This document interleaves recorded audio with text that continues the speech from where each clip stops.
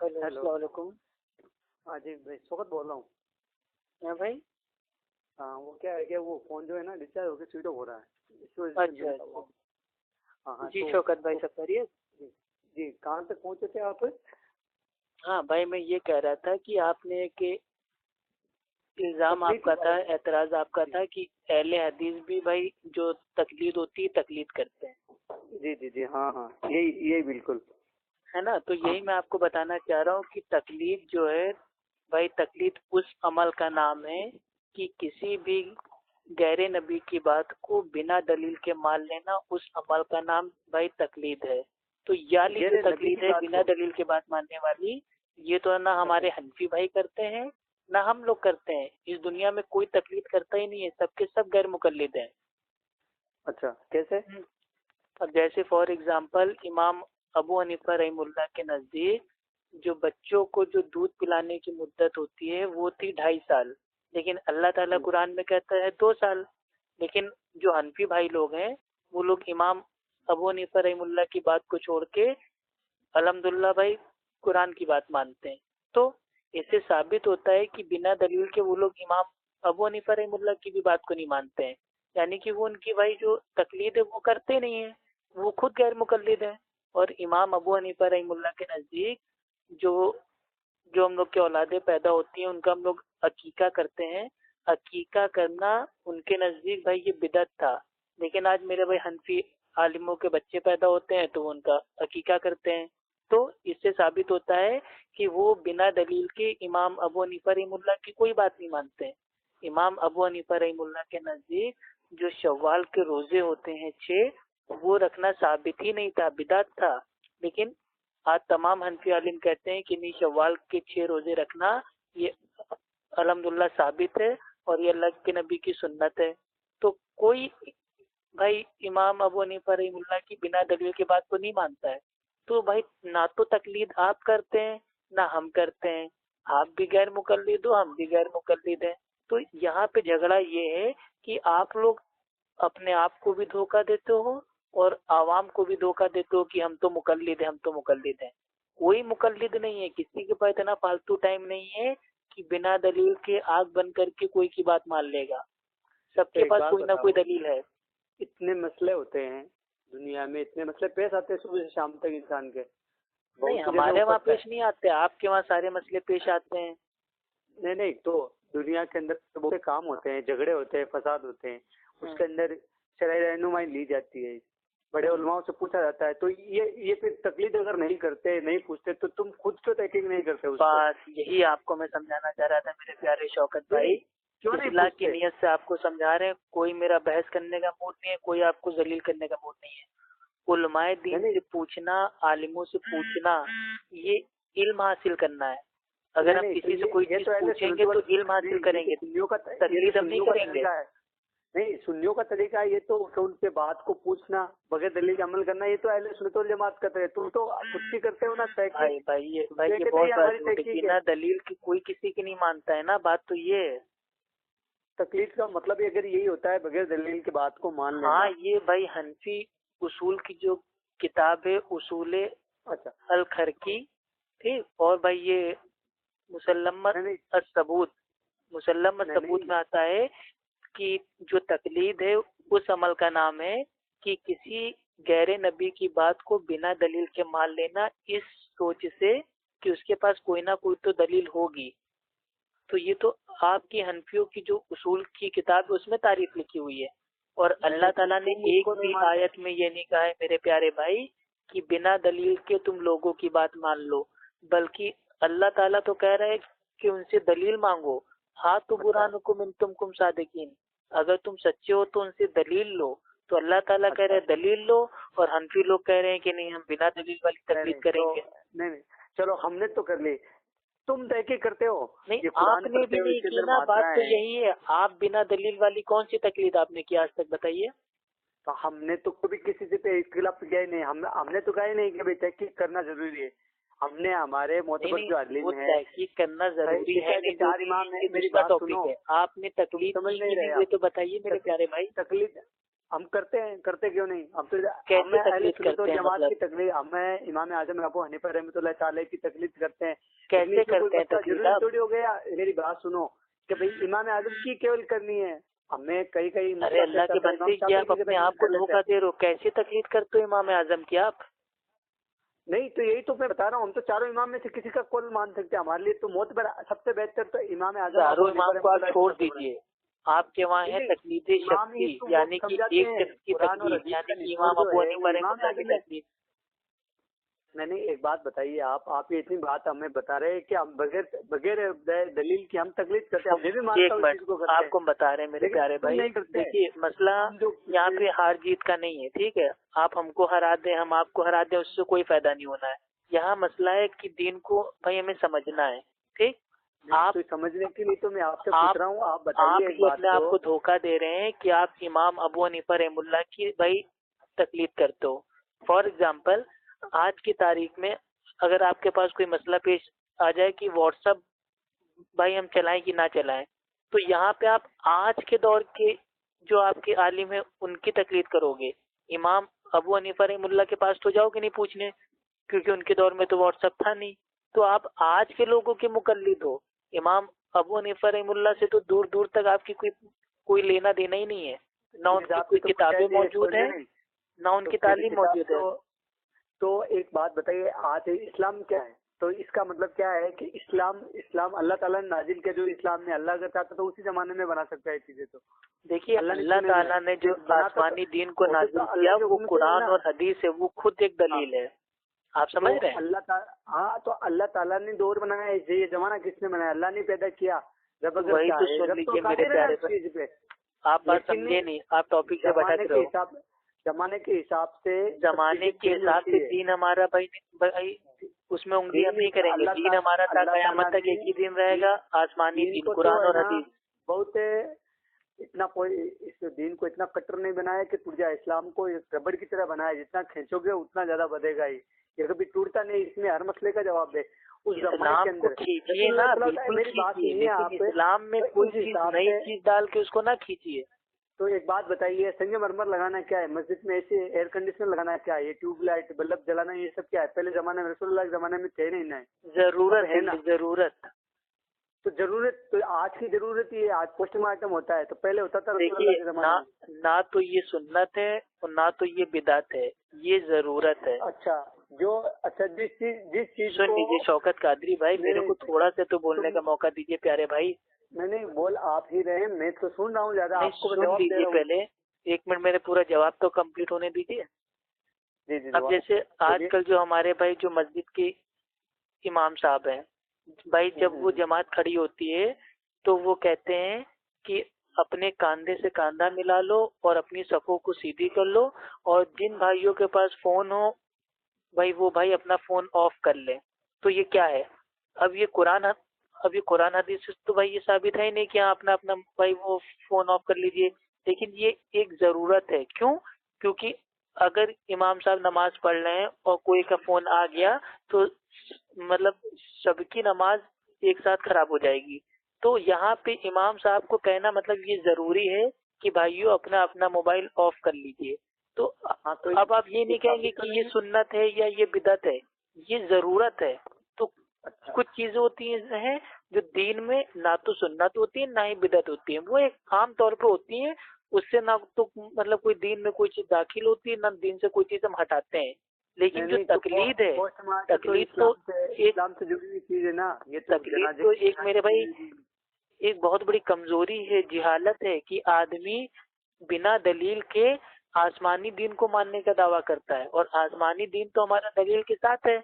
अब आसमानी दीन को इंसानों के जरिए बिना दलील मान ले, ये कितनी बड़ी शर्म की बात है। अच्छा तो एक बात बताइए, इतने मसले पेश आते हैं, उसमें कभी तहकीक की है खुद की? आज तक आपकी जिंदगी में ऐसा कौन सा मसला पेश आ गया जिसमें आपको इमाम अबू हनीफा रहमुल्लाह की तकलीद करना आपके ऊपर वाजिब हो गया और आप अपने आप ही मेरे भाई मुकल्लिद बन गए? मेरी बात सुनिए, इस्लाम कुरान और हदीस को समझना अगर इतने आसान होता। अरे शौकत भाई सच्चाई से मत भागिए। देखिए भागम भाग करने से कोई फायदा नहीं होगा मेरे प्यारे भाई। मेरी बात ये, अब मैं आपको हदीस से जवाब देता हूँ। रसूलुल्लाह सल्लल्लाहु अलैहि वसल्लम के जमाने में एक साथ अभी आपने क्या कहा कि मैं हदीस से जवाब देता हूँ, यानी कि आप भी अगर किसी को जवाब देंगे तो भाई आप देंगे दलील से, तो आप कहाँ तकलीद कर रहे हैं? आप तो मुकल्लिद है ही नहीं ना। नहीं नहीं, मेरी बात सुनिए आप। जो मुकल्लिद होता है वो तो भाई वो दलील से बात ही नहीं करता है। तो हम तो यही तो कहते हैं इमाम के पास दलील है, तभी तो हम तकलीद करते हैं उसके। तो इमाम साहब की हदीस आप पेश कर रहे हैं या अल्लाह के नबी की हदीस पेश कर रहे हैं? एक बात बताइए, अगर पोस्टमार्टम की अगर आज जरूरत पड़ती है आपके परिवार में, तो आप क्या तहकीक करेंगे उसकी? क्या अपने इमाम को मान लेंगे? नहीं, कैसे करेंगे? इमाम को नहीं मानेंगे। आज के आलिम दीन से हम लोग कुरान हदीस के उसूल से पूछ लेंगे पोस्टमार्टम भाई कराना जायज है कि नहीं। तो क्यों नहीं तो उससे कैसे पूछ सकते हैं आप अल्लाह ताला कुरान में कहता है ना, जिस चीज का तुमको इल्म ना हो वो अहले जिक्र से पूछ लो। तो पूछना तो इल्म हासिल करना है ना, पूछना तकलीफ थोड़ी ना है। तो उन्होंने बताया, हमारे इमाम ने ये बताया तकलीफ क्या है, उनका बताया हुआ रास्ता ये है कि भाई हमने इस तरीके पे अमल किया। ये तकलीद नहीं है, ये इल्म हासिल करना है, तालीम है ये। आप तालीम और तकलीद में कंफ्यूज हो रहे हैं मेरे प्यारे भाई। नहीं चलो, तो तुमने आज से पूछ लिया तो वो तुम्हारे लिए तो जायज हो गई चीज। अब तुम्हारे खानदान परिवार वाले पूछना तकलीद नहीं होता। अब मानिए कि मेरे को आपके वहाँ तो केवल आना है, तो एक मिनट सुनिए, आप केवल सुन लीजिए मेरे प्यारे भाई, नाराज ना होइए, प्यार से इत्मीनान से बात होगी। अब मानिए आपने हमको दावत दी और हम आपके वहाँ आ रहे हैं। अब मैंने रास्ते में एक पान वाले से पूछ लिया कि भाई शौकत भाई का मकान कहाँ है। तो क्या पान वाले से मैंने पूछ लिया तो क्या पान वाले की मैंने तकलीफ कर ली? वो पान वाला मेरा इमाम बन गया?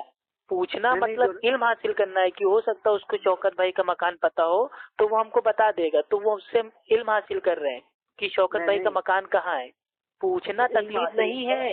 वो पूछना तकलीफ नहीं, तो अमल तो उस पे ही होगा जो बताया, वो तो वही बताएगा जो सही है। तो वो तो इल्म पे अमल हो रहा है ना। तो इल्म तो पूछा तो है ना, पूछा भी तुमने डायरेक्ट आना था मेरे भाई, ये हनफी फिका की कौन सी किताब में उतरा हुआ है कि पूछना तकलीद होता है? अगर पूछना तकलीद होता है, अगर मैंने किसी जमादार से पूछ लिया कि मुझे फला स्कूल का एड्रेस बता दो, तो क्या वो जमादार मेरा इमाम बन जाएगा? तो पूछो, जहाँ पे जाना है उसे रास्ता मालूम है तभी तो आपने पूछा है। तो मालूम है ना, तो वो हमको दलील देगा ना कि फला जाओ, यहाँ से दाएं मुड़ जाओ, वहाँ पे स्कूल है, तो वो हमको दलील देगा ना। ये तो रास्ते की बात है। अरे दीन के मसले में जिस चीज को तुम तो दीन के मसले में भी आलमी दिन हमको बताएगा ना। हाँ ये भाई इस हदीस में है, इस आयत में है।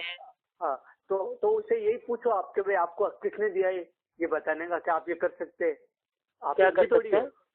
नहीं, जैसे पोस्टमार्टम का आपने पूछा, किसी आपके मौलाना को पूछा, उसने कहा हाँ कर सकते हैं, यहाँ से जाइए, तो आप उसे ये दलील तो मांगोगे, आप उसे तहकीक करोगे, तो उसे क्यों पूछोगे? आपके पास तो कुरान और हदीस है ना, डायरेक्ट आप भाई पोस्टमार्टम के ऊपर जो फतावे मौजूद हैं वो मैं आपको बता देता हूँ। पोस्टमार्टम करवाना यानी कि इंतकाल के बाद बॉडी की चीड़ फाड़ करवाना, ये शरीयतन जायज नहीं है। लेकिन अगर कोई सरकारी मैटर हो जाए, कानूनी मैटर हो जाए, पुलिस केस हो जाए और बिना पोस्टमार्टम के अगर कोई फितने होने का अंदेशा हो, तो आलिम दीन ने भाई ये फतावा दिया है कि अगर इस तरीके की कंडीशन है कि माशरे में फितना फसाद होने का डर हो, तो हम उस मैयत की बॉडी के साथ हम लोग चीड़-फाड़ कराने के लिए उसको दे सकते हैं। वो भी बहुत ही अलग केस में, आम तौर पे नहीं कि यहाँ पोस्टमार्टम हलाल है, पोस्टमार्टम हलाल है, ऐसा नहीं है। उस कंडीशन में एक कंडीशन है उसकी जायज होने की तुम्हारे यहाँ, तो इसमें तकलीफ कहाँ से हो गई? मानिए किसी आलिम दीन ने कह दिया कि हाँ भैया पोस्टमार्टम बहुत मजबूरी में, अगर कोई पुलिस केस हो जाए, मर्डर केस हो जाए तुम्हारे ऊपर, मतलब कोई लोग तुमको फंसाने की साजिश में हो, तो पोस्टमार्टम डॉक्टरी करना बहुत जरूरी है। अगर उस हालत में मानिए हमने किसी आलिम से ना भी पूछा और हमने अपनी अकल से भैया हमने बोल दिया कि हाँ भैया करवा लो, कम से कम हम तो बच जाएंगे, तो इसमें कौन सा मैंने भाई मतलब हराम काम कर दिया?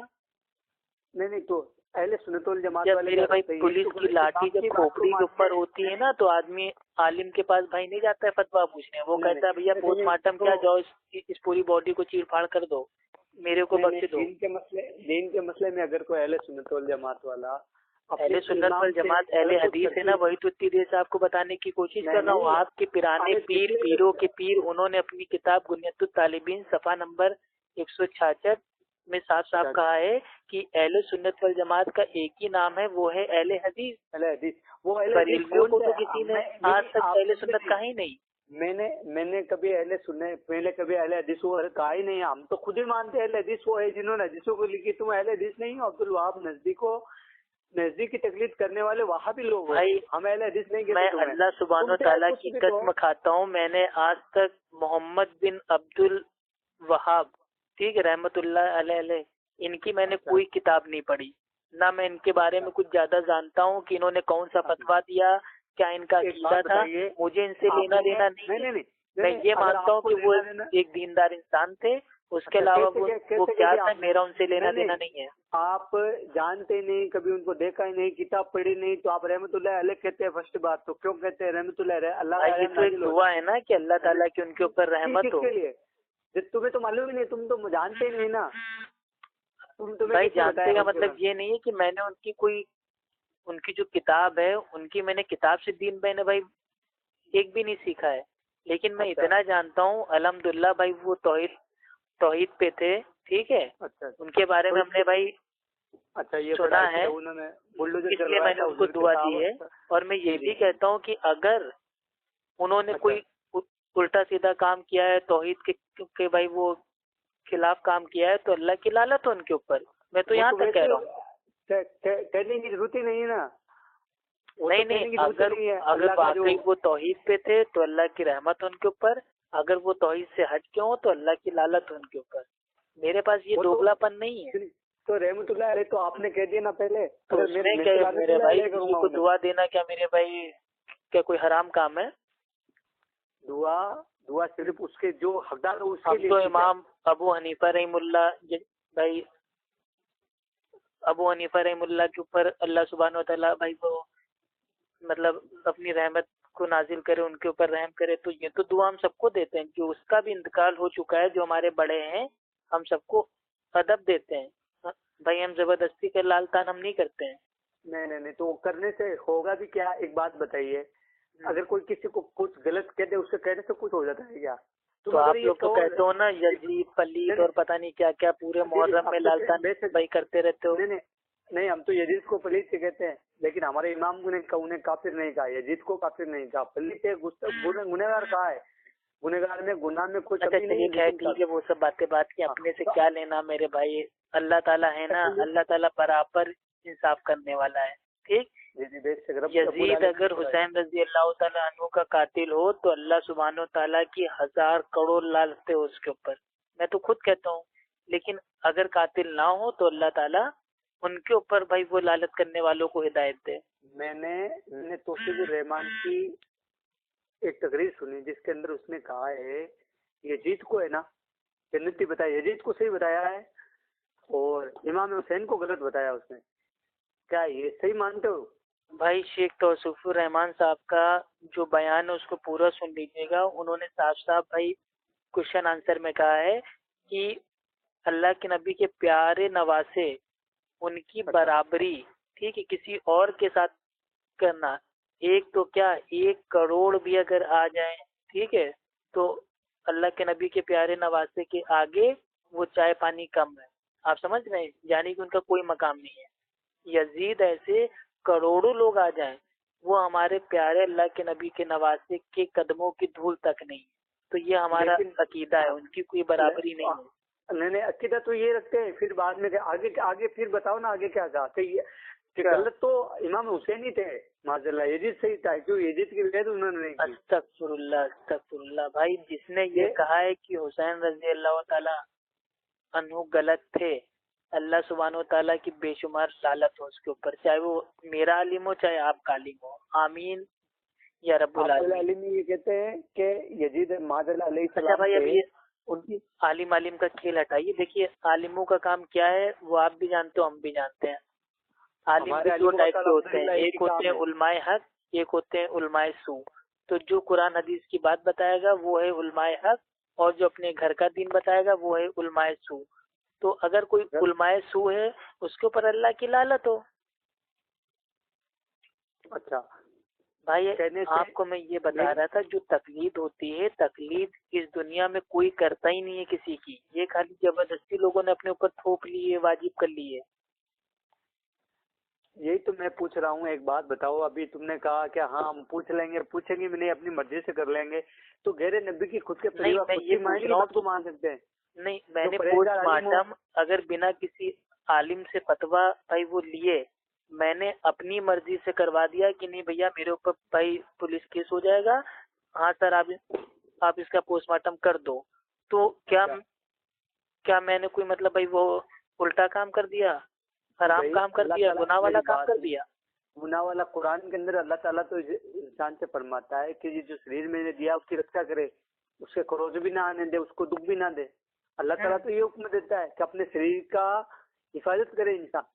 मौत नहीं का नहीं भी बताया देखिए, हुआ है, जब अगर मौत आ रही हो, देखिए मेरी बात सुनिए, कहीं पे बताया गया है कि जब इंसान के लिए पानी की बहुत ज्यादा सख्त जरूरत हो और पीने के लिए सिर्फ अगर दारू ही बचे ना, तो जान बचाना उस पर फर्ज है, तो दारू पिए, इतना पिए जिससे जान बचाए, चाहे एक बूंद जान बचाने के लिए फर्ज बताया गया है कि अगर दारू हो तो भी पी ले, जान बचा ले अपनी। तो तो अगर अब मैंने मेरी बात अपनी जान सुनिए। बचाने के लिए मेरे ऊपर पुलिस केस हो जाएगा और हाँ किसी ने तो मेरे ऊपर ये इल्जाम लगा दिया है कि मैंने फला आदमी को जहर दे के मार दिया है, तो पोस्टमार्टम उसका होना बहुत जरूरी है। तो नहीं, तो मैंने अगर कुरान अपनी में है जान ना, तो बचाने के तुम लिए तो कह दिया हाँ नहीं सर पोस्टमार्टम कराइए, नहीं नहीं मैंने इसको ऐसे कैसे जहर करोगे भाई तुम? नहीं दिया, तो क्या ये हराम काम हो जाएगा? नहीं नहीं, तो ये तो कुरान से साबित नहीं हुआ ना। क्या नहीं साबित हुआ? नहीं नहीं, ये तो जब जो पोस्टमार्टम कुरान से साबित नहीं है तो तुम कर लोगे, तो तो वही तो तुम्हारे लिए बता रहा भाई हूँ है। ना, पोस्टमार्टम कराना कुरान हदीस से साबित नहीं है, लेकिन मजबूरी की हालत में अच्छा जब शराब ठीक। हमारे ऊपर मेरे भाई उसको पी सकते हैं जान बचाने के लिए, जान बचाने के लिए सुअर खा ये सकते तो हैं, तो क्या नहीं, जान ये तो बचाने के लिए हम पोस्टमार्टम नहीं करा सकते? ये तो हल्कियों के लिए मसला है ना, वो तो मुकल्लिद है, वो तो खुला कहते हैं हाँ हम तो तो तकलीफ इसमें करते हैं। मुकल्लिद गैर मुकल्लिद की बात ही नहीं है, ये तो नहीं पुलिस नहीं, केस तो सब ये पे हो मसला सकता है पूरा ना, चाहे नहीं नहीं, मुकल्लिद हो चाहे गैर मुकल्लिद हो। तो ये मसला तो मुकल्लिदों के लिए है, वो सिनट होके कहते हैं हाँ मुकल्लिद है, हनफी है, हम मानते हैं इस मसले को। असल में तुम तो गैर आप लोग मुकल्लिद हो। कुरान हदीस के बीच में इमाम को अपने बीच में फालतू में ला के अपने आप को हनफी मुकल्लिद नहीं साबित नहीं, कर देते हो, और हम लोग आप इमाम साहब को साइड में हटा के डायरेक्ट अल्लाह और अल्लाह के नबी से दीन सीख के भाई हम लोग अपना मसला सॉल्व कर लेते हैं। तो यही तो मैं बता रहा हूँ आपको, कहाँ पे तो पोस्टमार्टम लेके आओ ना, मैं बता रहा हूँ ना इमाम आपको अबू हनीफा रहमतुल्लाह के दौर में पोस्टमार्टम होता था, जो आप जाते हो उनसे पूछने के लिए, इमाम अबू हनीफा रहमतुल्लाह से फतवा लेने के लिए। हमारे दलील हमारे इमाम में, हमारे इमाम ने, हमारे इमाम कहता है, आपने खुद ने बताया अभी तारीफ की है, तकलीफ की क्या होता है, तो उसके पास कोई दलील होगी और उस पर यकीन कर लेना, यही तकलीफ है। तो हमने तो होगी यकीन ना, कर लिया, उसके गुमान पास यानी कि गुमान पे यकीन करना ये एक अंधापन है। तो अल्लाह आपने ताला ने किससे हमको किया? नहीं इंसान नहीं, बनाया आपने है, बशर तो बनाया है, आपने किससे हमको किया ये बसीरत बताइए। दी है, हम लोगों को दलील की तरफ बुलाते हैं, बुरहान की तरफ बुलाते हैं, गुमान की तरफ नहीं। क्या उसके पास होगा? अभी मैं अगर अगर मैंने नहीं गुमान नहीं, कर लिया तो कि चलिए शौकत भाई पोस्टमार्टम, आपने जिंदगी में कभी ना कभी तो मेरे भाई किसी का रेप किया होगा, है ना भाई? बैंड बाजा, मेरी बात सुनिए। नहीं, आपने किसी ना किसी का रेप किया होगा, ये मैं आपके ऊपर गुमान कर रहा हूँ कि हो सकता है आपने किसी का रेप कर दिया हो, तो क्या ये बात जायज है? आप क्या मतलब कोई इंसान गुमान की बुनियाद के ऊपर क्या फैसला कर सकता है? गुमान अलग चीज होती है, दलील अलग तो चीज वही होती है। तो वो मैं कह दलील रहा हूँ तो ना, हमने मान लिया ना, हमारा गुमान थोड़ी दलील आप है वो। ये कह रहे हो कि मेरे इमाम के पास कोई ना कोई तो दलील होगी, यानी कि होगी, आपको पता नहीं है, लेकिन आपने भाई ये अंधी मारती गुमान कर लिया कि हाँ कोई ना कोई दलील होगी। नहीं, दलील अब तो मैं ये होगी, कह रहा वो हूँ कि तुमने मेरा कहा गुमान ये है कि हो दलील सकता है है उनके पास उसके दलील ना बाद। हो। नहीं नहीं, हमारे मैंने हम तो ये गुमान अल्हम्दुलिल्लाह कर लिया देखिए कि हो सकता है उनके पास कोई भी दलील ना हो। अब बताइए, अब आप अपना नहीं गुमान नहीं, मानेंगे दलील होगी होगी, ये आपका या मेरा तो गुमान आप मानेंगे? बताइए। हम तो कह रहे हैं हमारे इमाम साहब के पास में दलील है, बेशक होगी और है। होगी ना, है कहाँ? है होगी तभी तो तो गुमान उन्होंने हो गया फतवा ना। दिया। मैं ये मेरी कह रहा हूँ बात आपके सुनिए। इमाम साहब के पास कोई दलील अब नहीं होगी। अब बताइए, नहीं, आपके ना होगी कहने से क्या होगा, दलील तो तो है, आप तभी तो उन्होंने उस नहीं, फतवा तो दे दिया आपके कि आई होगी रहेगी, आप कहने से करा क्या दो। होगा? नहीं आपके नहीं, होगी कहने से तो क्या होगा? नहीं नहीं, आपका कहने का मतलब यही है कि आपकी जब जरूरत हो, अपने मसले जब अपने जब अपने अंदर कोई मसला पेश आता है तो अपनी मर्जी से कर लो, अपने इमाम को मान लो, और फिर जब बात आई तरीक तो की वही तो तो कौन कह है, रहे हैं हम ना, तो गैर अल्लाह मुकल्लिद है। ताला कुरान में कहता है जिस चीज का तुमको इल्म ना हो अहले जिक्र से पूछ लो। तो आज के दौर में जो हमारे आलिम दीन हमारे पास मौजूद हैं, हम उनके पास जाते हैं, उनको पूरा अपना मसला बताते हैं, तो वो कुरान हदीस की रूह से हमको जवाब देते हैं, तो हम उनकी अच्छा, बात को मानते हैं। तो ये और तकलीफ जो भाई ये नहीं है ना, ये तो इल्म हासिल करना है ना, लेकिन आप अमल तो उसको करोगे ना तकलीफ उससे। समझते हो। नहीं तो उसके इब्तिदा तो करनी पड़ेगी, तकलीफ तो करनी पड़ेगी उसकी आपको, वो जो बताया मसला जहाँ ऐसा अरे करो। मेरे भाई, जब अबे भाई वो एक बात तकलीफ बताइए, है ही नहीं तो नहीं नहीं नहीं, तकलीफ करनी करनी रोजे की कैसे हालत में पड़ेगी। इंजेक्शन लगाना, नहीं रोजे की हालत में इंजेक्शन लगाना, ये बताइए हाँ, आज मसला रोजे है की वैसे हालत कल। में इंजेक्शन लगवाना, इसके भी आलमी दिन के फतावे मौजूद हैं कि जो नहीं नहीं, इंजेक्शन हो कुरान से वो बताओ ताकत हमें का तो। इंजेक्शन ना हो और नहीं नहीं, भूख को कुरान से कम ना लगाना करने चाहिए। का इंजेक्शन ना हो। तो हाँ तो अगर कोई इमाम। ऐसी बीमारी है कि अगर हम इंजेक्शन ना लें और हमारी जान का खतरा है तो हम ले सकते हैं, जैसे भाई शुगर, ठीक है, डायबिटीज, तो जो वो पेशेंट होते हैं उनको इंसुलिन अपने अंदर लेना पड़ता है, तो उनके लिए जायज है। हाँ तो ये किसने तो बता ये दिया है कि तकलीफ नहीं? थोड़ी ना है, ये तो आलिम दीन ने हमको बताया है। अच्छा ये बताया तो कहाँ से बताया, तो कुरान और हदीस से बताया? कुरान हदीस से बताया है ना। हाँ कहाँ पे दलील बताओ, उससे कौन हाँ, कौन से सूरह में, कौन से अल्लाह बारे के में नबी हदीस की कुरान हदीस से में? हमें पता चलता है रोजा किन किन चीजों से टूटता है, यानी कि अच्छा हलक में कुछ खा पी लेने से हमारा भाई टूट जाएगा रोजा।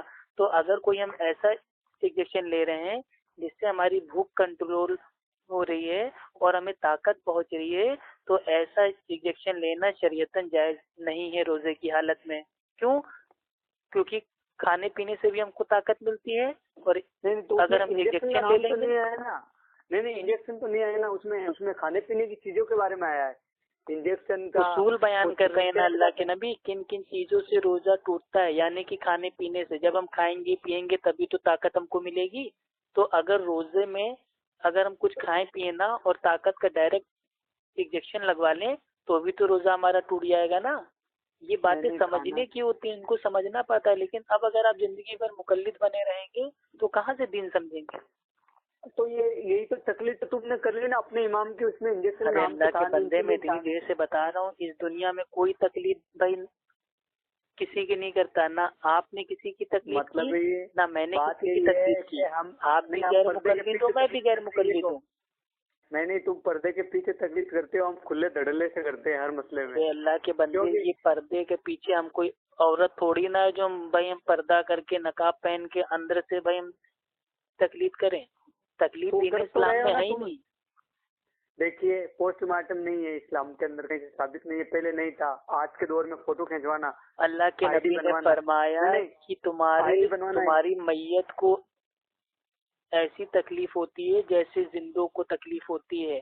तो जब भी मैयत को भाई वो उसको नहलाओ तो उसकी हड्डियों को मत तोड़ो, क्योंकि उसको आपके तकलीफ ने। होती है जैसे जिंदों अरे को होती है। तो पोस्टमार्टम जब हम करेंगे तो वैसी ही तकलीफ होगी जैसे जिंदों को होती है। तो पोस्टमार्टम कराना शरीयतन जायज नहीं है, लेकिन बहुत शदीद कंडीशन में आलिम दीन का फतावा है कि अगर कोई केस हो जाए, कोई कांड हो जाए और इस देश का कानून अगर एक ही चारा बचा हो पोस्टमार्टम कराना, तो वहाँ पे आलिम दीन ने कहा है कि ये मजबूरी की हालत है तो पोस्टमार्टम कौन सा करा आलिम सकते दीन हैं। ने कहा? नहीं नहीं, नाम बताइए कौन सा आलिम दीन ने कहा, किसने इजाजत दी उन्हें कि नहीं, जब कुरान में अल्लाह सऊदी ताला की जो मना फरमा। फतावा कमेटी है, अच्छा वहाँ के फतवों में आप जाके इंटरनेट के ऊपर मसला टाइप कीजिए कि पोस्टमार्टम कराना इन अलाउड इन इस्लाम, वो आपको सारे फतावे आ जाएंगे। आप उसको पढ़ अच्छा। लीजिए, मानना हो तो मानिए, ना उन्होंने मानना हो मत मानिए। दलील कहाँ से दी उन्होंने कि जाहिर आपके लिए करवा सकते हैं? अरे मजबूरी के उसूल से नहीं ना। जब अल्लाह ताला जब अपने बंदे को कह रहा है कि अगर तुम्हारी जान जाने का भाई वो खतरा हो तो तुम शराब पी के अपनी भाई प्यास को बुझा लो, ये सुअर मसला कहाँ खा से के पड़ा अपनी आपने? जान बचा लो। तो नहीं अगर नहीं, हमें अपनी जान बचानी है और हमारे ऊपर ये फितना होने वाला है तो पोस्टमार्टम भी करवा सकते हैं। तो उसी नहीं नहीं, कंडीशन में ये हर मसला चीज का एक किसने बताया कॉन्टेक्स्ट आपको? होता है। नहीं नहीं, ये मसला तो मैंने बताया, मैंने मेरे इमाम से सुना था, मेरे उस्ताद से मैंने सुना था। कौन से इमाम तो से सुना था भाई? मैंने इमाम अबू हनीफा रहमुल्लाह से? नहीं, मेरे उस्ताद से सुना था, जहाँ तक जिस मदरसे में मैं पढ़ता था। आपने क्या कहाँ नाम है सुना है उनका? बताइए। मौलाना अनिसुर रहमान नाम है उनका, उनसे उन्होंने बताया तो था आप तो कि रहमानी बेटा। हो गए, हनफियत से खारिज हो गए। नहीं नाम है अब्दुल रहमान, भाई तो उसका आप नाम अपने है। इमाम रहमान की तकलीफ कर रहे हैं तो आप हो गए रहमानी, आप तो हनफी कहाँ नहीं बचे? नहीं, तो आपने भी तो तकलीफ की है, पूछा है तो उसने हमने तो पोस्टमार्टम में, तकलीफ तो की आपने नहीं ना, वो तो फतवा दे रहे हैं, जिसको करा है। मानना हो माने, ना मानना हो ना माने। नहीं तो आप तो मानेंगे ना, आपने अभी क्या कहा कि अरे मेरे हम जब क्यों मानेंगे, अल्लाह ना करे कभी कोई पोस्टमार्टम कराने की नौबत आए मेरे भाई, हम क्यों मानेंगे। नहीं अभी अभी आपके परिवार जब में कोई मसला मौत पेश होता है। आएगा तो देखा जाएगा ना, हम पहले से अच्छा क्यों अच्छा, कयास करके नहीं जबरदस्ती नहीं उसको अपने ऊपर थोप लें। तकलीफ तो हम करेंगे लेकिन पर्दे के पीछे करेंगे, सबके सामने नहीं आएंगे, यही बात है। अरे तकलीफ तो करते ही। तकलीफ कोई नहीं करता अल्लाह के बंदे, तकलीफ देने इस्लाम में है ही नहीं। अच्छा सही है। तो ये तो अल्लाह ताला ने के हुक्म में दिया कि पूछो जाके, ये पूछना ही तो तकलीफ नहीं हुआ, जो पूछेगा अमल भी तो उस पे ही करेगा कि खुद पे करेगा। अगर रोशन जितना आप तुम अगर कुरान को कहते हो, हदीस आप को अगर रोशन मुझसे कहते हो कि पूछोगे कि हम भाई सुनते तुम्हारा हैं, नाम क्या है तो खुद ही और मैं निकाल दे आपको अपना मसला। नाम बता दूंगा, मेरा नाम अप्पू खान है, तो क्या आपने मुझसे मेरा नाम पूछ के क्या मेरे को अपना इमाम बना लिया, आपने क्या मेरी तकलीफ कर ली। नहीं तो मैंने यार वो नाम पूछना तो तुम्हारा तकलीफ होता है, पर्सनल ये है। क्या बच्चों वाली बात नहीं कर लो मेरे भाई। चलो नाम ठीक है, पे रात तुम्हारा बहुत हो रही है, पर्सनल है अल्लाह क्या ताला तुम्हारा? आपको हिदायत दे। अस्सलाम वाला नहीं मन इत्तबाल हुदा।